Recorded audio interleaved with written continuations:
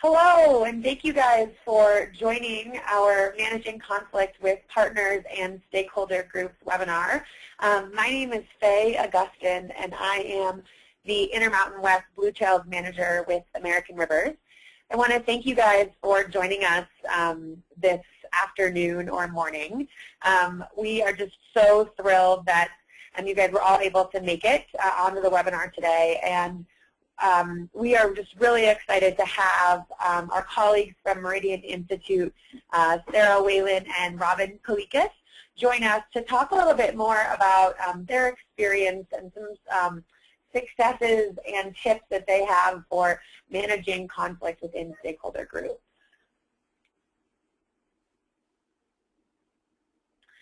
So just a couple of quick things before we get going, guys, on technical support. If you have additional questions, if your connection is lost, I encourage you to try again by using your unique web link that was provided to you with your GoToMeeting email that you received. Also, just so you know, this webinar is being recorded and will be available on the Blue Trails Guide website at bluetrailsguide.org/blog this Friday, March 20th. And if you have any additional questions, I encourage you to please reach out to me. Let me know how we can be of further assistance or provide any feedback based on this webinar. And my contact information is on the screen in front of you. So to ask questions, I highly encourage you to ask any and all questions that you might have throughout the webinar. You have a question box on the side of your GoToWebinar panel on the right side of your screen, so please feel free to type in any and all questions as the webinar is moving forward. We'll leave about 10 minutes, between 10 and 15 minutes at the end of the webinar to answer as many questions as we can. So please feel free to ask questions throughout, or at that last little bit, if you've got other questions, we will go ahead and answer them as well. And we'll do our best to answer all of your questions. However, if we aren't able to get to all of them, we will have a transcript of all of the questions and the answers to those questions available on the Blue Trails Guide again, but next week on March 27th. And that'll be available again at bluetrailsguide.org/blog. And we really encourage you guys to continue to participate and engage with one another on our Blue Trails Guide forum, which is at bluetrailsguide.org/forum. So please participate and engage with one another and share your successes that you've had thus far. So without further ado, I want to go ahead and turn it over to my colleagues at the Meridian Institute, Robin Kalikas and Sarah Whalen. So please turn your attention over to them, and we'll get started. Very good, Faye. Thank you so very much for the introduction. Robin and I are delighted to be presenting this brief webinar on conflict management and resolution. Meridian is a nonprofit organization founded in 1997 to help people work together to solve complex and controversial problems in order to make informed decisions and implement solutions that will improve lives, the economy, and the environment. Robin and I are two of roughly 23 mediators in the professional staff of 50 at Meridian. Meridian specializes in process design, mediation, facilitation, and strategy assessment and planning. We design collaborative approaches with multiple parties to address most often public policy issues at the national and international levels. We also mediate disputes at the local site-specific level. Faye and Jamie have advised us that this series of webinars is designed for a mix of local water and river civil society organizations, recreation groups, and local and state government agencies who, individually and together, might find themselves faced with conflicts between different user groups. They asked us to design a webinar on best practices for managing stakeholder conflicts that arise between partners. To answer this request, we plan to provide you with some initial insights on what we think are essential principles to guide effective conflict management and resolution in settings that we think you might encounter. Following a brief overview, we'll talk about some tools which you may find useful and then outline a fundamental conflict resolution process. Robin and I will split the presentation. So, Robin and I'll be frank, are biased towards objective, open, thoughtfully transparent, and fair processes, which you will see reflected in our presentation throughout. In this brief overview, I have chosen to share some rules of thumb when approaching conflict, some of which you will hear reemphasized elsewhere in the presentation. Recognize conflict as part of the natural order. It's unavoidable and should be anticipated and planned for. Try to view conflict as an opportunity to surface questions or concerns that may have broader implications, which, if addressed, could be beneficial to individuals in conflict as well as others. Prepare yourself with the understanding that conflict is both personal, how you individually respond to conflict, and situational. We all respond to conflict differently and think that spending time learning what your personal style responding to conflict is so that you are better prepared to engage in situational conflict. Being proactive is worth its weight in gold. Can be viewed in different ways at different scales. Can be viewed as taking action to avoid future conflict or being proactive at any point in a community and or collaborative process. Essentially by thinking ahead, anticipating, and envisioning different alternatives that might help to meet anticipated or unforeseen events, and being prepared to take action that might be necessary. Meet those in conflict quickly and respectfully to learn more, to resolve or engage in the next stages of problem solving. Don't avoid conflict. Recognize that the longer conflict is left unattended, the more difficult it will become to resolve. Learn what the issues and concerns are, who's involved, etc., so you're better able to foresee potential related problems. Engage all of those who have a stake in the conflict as early as possible. Leaving critical parties out will cause hurt feelings and compromise, if not destroy, the process of resolution. Robin, why don't you pick up now on tools of the trade? Sure, thanks. So I'll give a little bit of an overview of a couple specific tools that can be helpful in thinking through conflict resolution. One of the basics of conflict resolution is differentiating between positions and interests. And a really quick story that sort of illustrates the difference between positions and interests. There's a farmer that's selling pumpkins at a little farm-side stand, and he only has one pumpkin left. And two people arrive at the same time. They both are very insistent that they need the pumpkin. They start to get into it and have some back and forth, and after a while the farmer suggests that maybe the best option is for them to divide the pumpkin in half and each take home half a pumpkin. And both of them are feeling put out. They're feeling like this is a compromise and that they're missing out on what they really need from the situation. After further discussion and questioning, they start to realize that one of them needs the seeds from the pumpkin for a recipe, while the other one is looking for the outside of the pumpkin to carve a jack-o'-lantern with their kids. So by discussing further, they realize that indeed this one pumpkin can serve both of their interests. In this particular case, the initial position that both people started from was, I want the pumpkin. So the position is the assertion of the outcome. Whereas the interest is a more nuanced reflection of the reasons they want that specific outcome. In this case, the seeds to fulfill a recipe or the flesh to carve into jack-o'-lanterns. It's a good, simple story that sort of illustrates the difference between the two. And this fundamental concept plays out in real-life conflicts in a lot of different ways. One example that I saw was we were supporting some discussions on forest planning for the Forest Service, and the topic of how to manage proposed wilderness came up. Some members of the conservation community started with the position that all proposed wilderness should be managed as wilderness. The recreation community, as you might imagine, and particularly the mountain biking community, was not incredibly thrilled with that proposition. After subsequent discussions, we started to really dig into the interest, which was that they were interested in preserving the wilderness character of the land and maintaining it for the possibility of wilderness designation in the future. And those interests left a little bit more room for discussion on low-impact uses and managing the existing road and trail networks and that type of thing.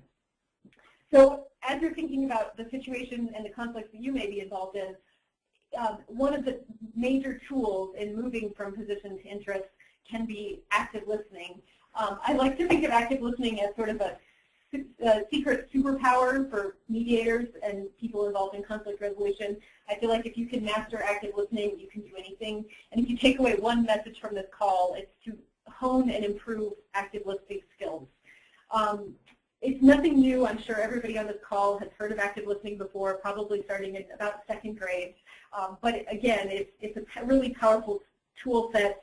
At our core, people need to feel like they are being heard, and this is the major skill to get there. Active listening, by definition, is listening without thinking about what you're going to say next. So putting your own needs and concerns aside and really just reflecting on what a person is saying and listening for their major points. Some specific tools that can help you get there. Body language is really important, so making eye contact, facing the speaker, putting the phone away, paying attention to how your arms are folded, and nodding along to show that you're listening can all be useful. Paraphrasing the major points or repeating back to them what they're saying is really valuable and important. And a subtle tool of the trade is to focus on the future rather than the past. So for example, you might say, I hear that you want assurance that no one will trespass on your land in the future, rather than saying, you're mad that last week someone trespassed and let your cattle out. Something like that that sort of moves the conversation forward and reflects on future conditions rather than dwelling in the past. It can also be valuable to ask open-ended or probing questions. And questions can be an end in themselves. You don't necessarily even need an answer to the question, but the act of asking questions communicates that you're paying attention and really engaging with that person. Finally, flip charts or note-taking can be helpful. It helps people recognize that what is being said is being heard and documented. So you'll oftentimes see facilitators up at the front of the room recording things on flip charts. The next tool of the trade is, again, a sort of soft skill, but I encourage everybody when thinking about conflict resolution to pay attention to relationships. And in short-term, really intense conflicts, this may mean separating the person from the problem, so you're sort of differentiating between interpersonal conflict and the substantive issues you're dealing with and making the issues less personal. In longer-term conflicts or in a longer-term conflict resolution process, you might start to think about relationship building. And we oftentimes, as part of our meetings, will have a reception or dinner following them. And almost always the most progress happens at these informal discussions. So to the extent possible, building them into the agenda can be very helpful, even if it's just longer coffee breaks that allow people to get out of formal discussion mode and into interpersonal connection mode. When thinking about who to include in your process, I encourage you to think about individuals rather than representatives. I think we can tend to think of this as a checklist of we need 2 people from the conservation community. We need 2 government officials. And the problem in that is that representatives often feel pressure to speak for a group, whereas if people are invited in their individual capacity, they can share concerns that their colleagues or constituencies might have without that direct pressure. So the last tool of the trade is logistics. And this is something that's so easy to discount, but also so important. I would wager that no conflict has ever been resolved by hungry, tired people. And so it's important to think through the room temperature, the number of bathroom breaks, when was the last time people got up and walked around, and some of those logistics considerations that may seem like a lower priority. This reminds me of Maslow's hierarchy of needs, and if your basic human needs are not met, it's very hard to think about substantive issues or resolving conflicts. room arrangements can also be really important. It is very challenging to have a heated discussion with somebody sitting next to them. It's much easier to have if they're sitting across the room from you. And so one tool or technique can be to put people that might be a little bit adversarial next to each other rather than directly across the room from each other. There's a number of room arrangements on the slide, and towards the middle is this what we call a hollow square. And this is a nice room arrangement because it sort of allows everybody at the table to see each other and be heard by each other. It can be a good room arrangement for balancing power dynamics and removing the feeling that there are experts and then there's everybody else. So with that, I'm going to transition to Sarah, who's going to talk us through the first of 4 phases in a conflict resolution process. Understanding circumstances. Honestly, the more you know about the circumstances in which the conflict is occurring, the better equipped you will be to manage and address it.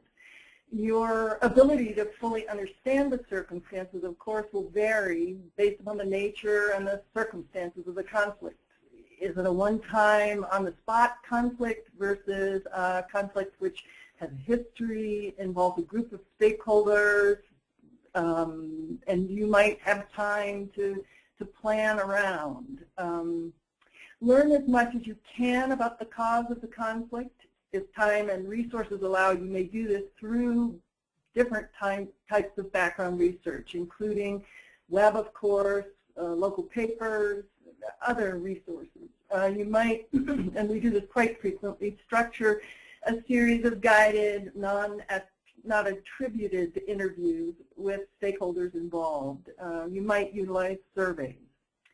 As you assess the source of the conflict, pay attention to the context in which the conflict is occurring, as there may be extenuating circumstances which are or could impact conflict dynamics, such as lack of information or misunderstanding, political circumstances, lacking resources, personal circumstances. Learn who is involved or might be impacted by the conflict. Try to separate and explore what the root of the conflict is. Separate opinion and perception from substance and fundamental concerns and interests. Pardon. Remain open to the possibility that it may not be the right time to address the conflict, and be prepared to assess potential alternatives. Through your assessment, you might determine, for instance, that knowledgeable party or parties are not available or should be engaged before attempting to address the conflict. So the resolution process should be delayed until they're available. Or the political context contributing to the conflict is about to change. Local elections are occurring in April. Is it possible to wait for that transition to see if the context changes and the conflict still exists? In your problem assessment, you may determine that you need to bring in outside help to address the conflict. This might be necessary when everyone involved has a stake in the conflict and wishes to express their concerns rather than taking the position of managing the conflict, or when a local and very capable stakeholder is willing to play the role of conflict management, but others don't perceive them as neutral enough. Or you might simply determine that you want the external expertise. The second phase in the conflict resolution process often involves setting ground rules, expectations, and a framework for subsequent discussions. Some of this is just about tone, and by leveling the playing field early in the process, people will feel that it's a safe space for a fair, balanced, and respectful discussion. There's 3 sub-parts of ground rules: behavioral, procedural, and substantive. Behavioral rules are really basic things like treat each other with respect, not permitting stereotypical or derogatory language, or identifying some guidelines for interacting with the press or media. Procedural rules can be things like how frequently the group will meet, how will the meetings be documented, what are some of the other roles and responsibilities, who can listen and participate, will the meetings be open or closed, and there's very different implications for open, transparent meetings versus closed meetings that might be a small subgroup, which would create a safer space but might is at risk of not being as transparent in the process. And finally, under procedural, it's helpful to define what type of decision-making style the group will use early on in the process. So towards the bottom of the screen, you can see a continuum ranging from majority voting to unanimous decision-making. Majority voting has a lower level of agreement. It's often easier, but the results can be that a significant part of the group does not agree or support the outcome. Unanimous, on the other hand, is a situation where everybody is very enthusiastic about the outcome, rallies behind it. It's great if you can achieve it, but it may not be realistic in all settings. And consensus is somewhere in between these two. So consensus is usually defined as no one is actively opposing the decision. They're not going to block it, even if they may not fully agree with it or it may not have been their optimal outcome. Consensus is often upheld as the ideal decision-making style in conflict resolution, but I think that this is worth thinking through the particular dynamics of the conflict and what's most realistic in that particular setting. And finally, there's the substantive boundaries or ground rules. It can be helpful to just define what the meeting will include and what it will not include. So this meeting will address X, Y, and Z, but it will not include Q. This can include geographic constraints. So you may say, we're dealing with this issue at the city level. We're not dealing with the issue at the county level or on the actual substantive topic.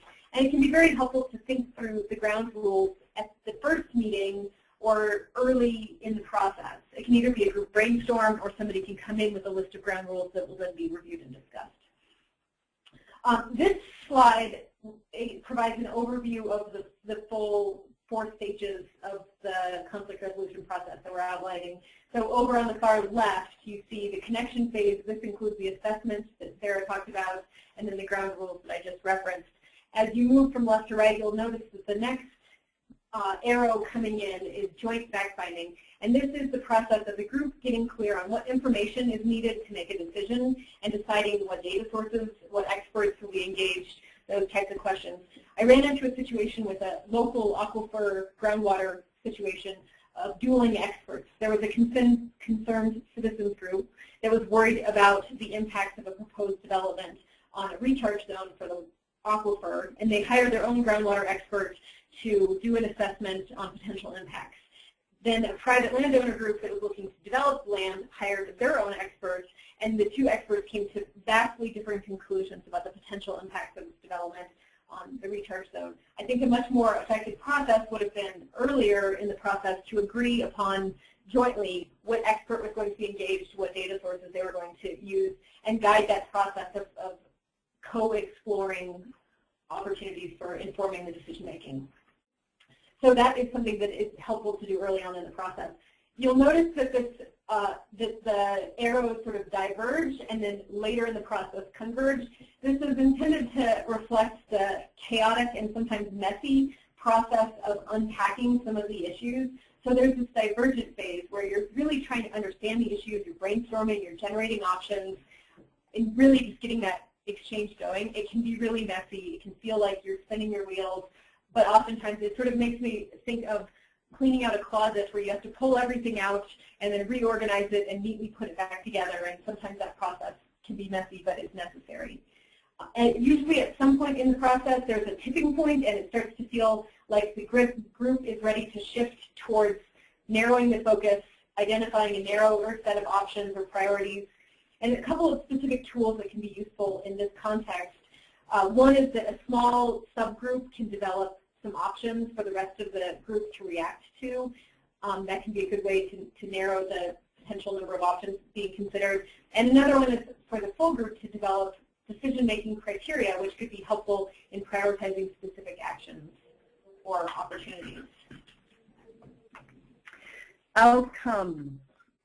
While outcomes of a dispute could be as simple as a handshake, we think it's important in most cases to document the outcome and any decisions or terms applying to the outcome.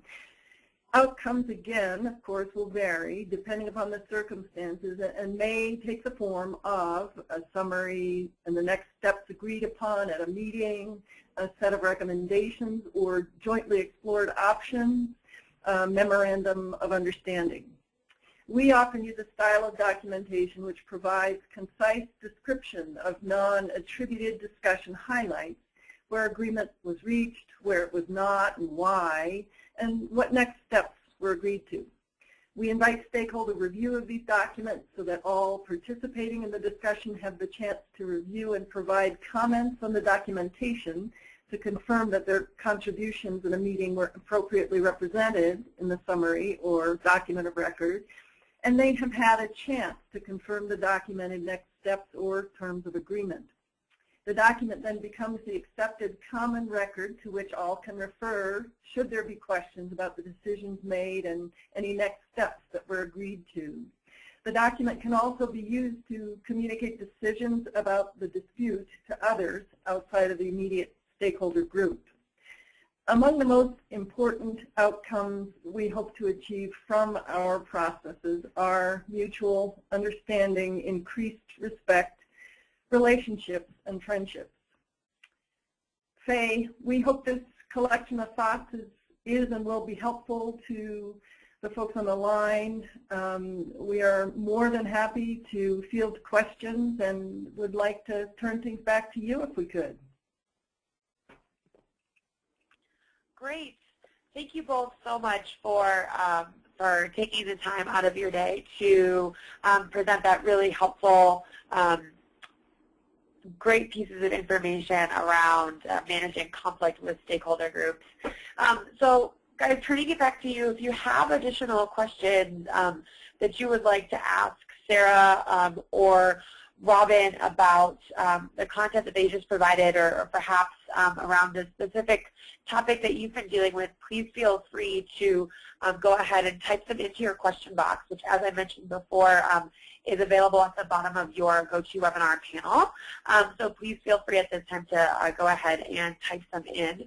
We've got a little bit less time, I think, than we expected. So we'll probably have time for just 2 or 3 questions. But as I mentioned before, we'll have a transcript of all of these questions available next week on our Blue Trails Guide website. So one question that we've got that came in was, what's the best way to identify the stakeholders that need to be included in these conversations? Faye, this is Sarah. I will start a response, and Robin will pop right in if she feels appropriate. That's a really good question, and we frequently at Meridian use a process that is founded on, again, sort of open inquiry. We start, of course, with the folks that are contacting us in regard to a problem, and essentially learn as much as we can from them about circumstances, the problem, additional resources, and the players engaged as they understand them. We do a careful assessment of folks that we would then follow up with, again, being open with our initial contact that we are going to follow up with others, and approach discussion with them in a very similar way, always asking for perspective on the particular issue, openly documenting and inquiring for other folks who are critical to speak with for additional background information and other insight. Often, after speaking with a collection of folks, you begin to hear different people identify similar people, the same people, as critical experts or having particular insights that should be heard in a conflict resolving process. We might also substantiate those in-person inquiries with web research to see if there is additional information, both foundational to the content of the problem, the context, but also to help to identify other individuals. Robin, do you have anything you want to add to that? No, good answer, Sarah.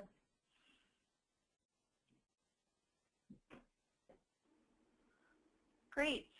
Well, thank you. That was an excellent answer. So we've got a second question, just building kind of a little bit more off of that particular question. And this one is asking, when, after you've had your initial stakeholder, a couple of initial stakeholder meetings, and you recognize that there are maybe some stakeholders that you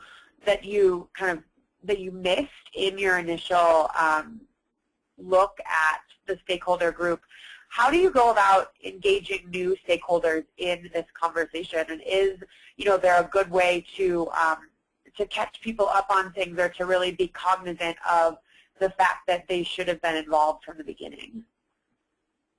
Yeah, great follow-up question. My approach would be to have a targeted one-on-one conversation with those people and really make sure it's clear that it wasn't an intentional oversight, and really sort of try and fill them in on the in-group dynamics, sort of give them all the information they need to feel comfortable joining the conversation from a later in the game standpoint, and still feel like they can fully participate. I would also, in the next meeting of the full group or something like that, make sure that a very careful set of reintroductions are made, solely targeted at making sure that that person understands who everyone is, and maybe have them talk to a few other key stakeholders and get their perspective about the situation as well. Anything you'd add, Sarah? I think that's great, Robin. I would also say that depending upon the type of process it is, and in most of ours, I think they are open processes. I think establishing an expectation at the beginning of a process, perhaps as one of the foundational ground rules, that we've done our best to reach out to folks and identify critical interests, but are always open to the addition of others, and list the other participants as agents of outreach. Also help them to understand that it will be an evolving contingent participating in the ongoing dialogue, and so starting out of the gate, there will be an increased radar and sensitivity about engaging folks who we might have missed in the first go-round. Great. And then this is the last question that I think we're going to have time for, folks, just because we are a couple of minutes over, is just relating to thinking about conflict in a little bit of a bigger terms. If you have let's say you have a stakeholder group, and two of your stakeholders are kind of battling back and forth over an issue, what are the best ways as a member of a stakeholder group, especially if you maybe don't have a facilitator, to help them work through some of this, whatever this particular challenge might be? Let's say that maybe it's an access point along a river that a particular landowner is not interested in having near his property, but there's another set of stakeholders that are really interested in having something like this be created. And so, are there any particular steps or kind of conversations you would suggest having? A challenge and a wonderful question. I will share what I think of right offhand. It strikes me that it would be important to have separate conversations with the folks who are having the most distinct challenges to learn more about why they're rubbing edges, and try to glean from those separate conversations an approach to helping to work around, work through, whatever, address the particular rub, and then think about whether having a separate, smaller collection of conversations with the two and perhaps, I don't know, be thoughtful about the nature of the third or fourth parties who would participate in that smaller group discussion. Potentially think about a natural-born facilitator in the collection of community folks who are engaged in the discussion as a friend, but also someone people respect as having sort of a level-headed approach to addressing challenges like that. And utilize the natural existing agents of bridge building and change in that smaller group discussion. And if that's not possible, then I mean, certainly don't stop a larger process, but then we might think internally, strategically about positioning around the table, looking for other opportunities in other settings that might help to illuminate the ongoing challenge. I'm going to stop there for a second and see, Robin, if you would have any other. No, I think at the core, this is where some of those soft skills like active listening and come in, and I think it's challenging. But good answers there. I agree. Well, great. Well, thank you both again so much for your really thoughtful and helpful answers to the questions that we were able to ask. We've got a number of other questions that have been asked in the question box, guys, but unfortunately we are a little bit over time, so just to be respectful of your time, I'm going to just go ahead and just finish up our webinar today with that last question. And just a reminder, guys, that a final transcript of all of the questions that we asked on the webinar and that were asked in the question box will be available on our Blue Trails Guide blog early next week. And then also a reminder that a full recording of the webinar will be available this Friday for you to review, and to please feel free to share with your friends and colleagues as well. So thank you all for joining us, and a huge thank you to you guys, Robin and Sarah, for just taking the time out of your day to help us learn a little bit more about conflict resolution. So thank you guys again, and thank you all for listening in. We really appreciate your attention and any feedback that you might have. So enjoy the rest of your Tuesday, and we look forward to having you guys join us next month in April for our monthly webinar series as well. We'll talk to you all soon. Have a great rest of your day. Thank you so much. All right. Bye-bye, guys.